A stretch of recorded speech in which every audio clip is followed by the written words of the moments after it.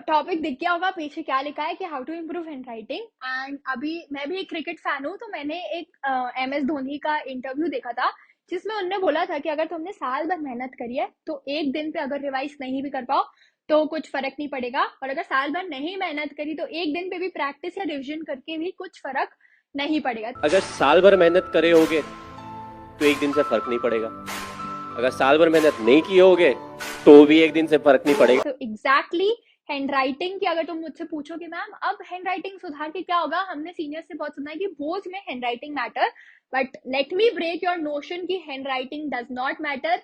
इसके पीछे मत जाओ, ये जो मैंने लिखा है मैं खुद कॉन्ट्राडिक्ट कर रही हूँ, इसके पीछे मत जाओ कि how to improve handwriting, that is right now not possible, क्योंकि तुम नहीं चाहोगे कि तुम कैलीग्राफी बुक्स बैठ के लिख रहे हो एट द एज ऑफ 15 और 16, या अपना मैथ्स का रिविजन छोड़ के तुम हैंड राइटिंग प्रैक्टिस कर रहे हो, या साइंस का रिवीजन छोड़ के तुम हैंड राइटिंग के पीछे हो। यहाँ पे तुम्हारे सीनियर्स ने तुम्हें ये बताना चाहा कि तुम्हारी जो आंसर स्क्रिप्ट होनी चाहिए बोर्ड की वो लेजिबल होनी चाहिए। लेजिबल मतलब क्या कि एग्जामिनर को तुम्हारी राइटिंग में समझ आ जानी चाहिए। ऐसा नहीं है हीरे मोती जड़ के आ रहे हो और बहुत सुंदर सुंदर तरीके से लिख के आ रहे हो, नहीं। फर्स्ट पॉइंट यही आता है कि your hand writing should be legible, it should be legible, मतलब वो एक रीडेबल फॉर्मेट में होनी चाहिए, आप पढ़ पाओ बस उतना ही काफी होता है। इसके बाद जो सेकंड पॉइंट आता है कि रफ इज फेयर।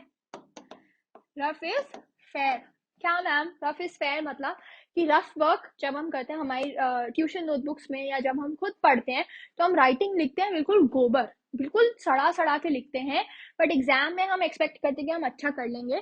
तो जब तुम्हारे रफ में ही तुम्हारी हैंड राइटिंग गई, पहली बात तो स्टॉप यूजिंग बॉल पेन, मैं मानती हूँ स्पीड बढ़ जाती है, बट बिल्कुल हैंड राइटिंग अच्छी नहीं आएगी, गंदी हैंड राइटिंग लगेगी। एंड उसी चक्कर में तुम रफ में एकदम लिखते हो ऐसे गुचड़ पुचड़ करती है एंड एग्जाम में एक्सपेक्ट करती कि तुम संभाल लोगे, तो नहीं। अगर तुम रफ को ही अपना फेयर समझ के नहीं करोगे तो कैसे चलेगा? तुम मैथ्स का क्वेश्चन करते हो तो तुम सीधा फॉर्मूला बिना लिखे लिखना स्टार्ट कर देते हो, कैंसिल करना स्टार्ट देते हो, नहीं।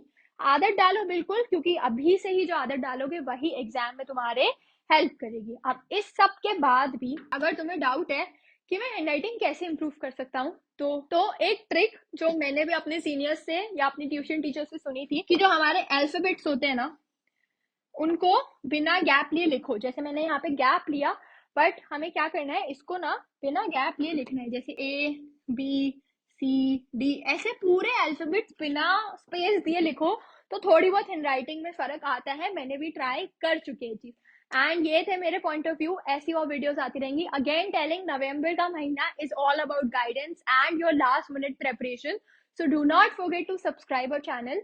ऐसे और वीडियोस के लिए stay tuned and happy learning.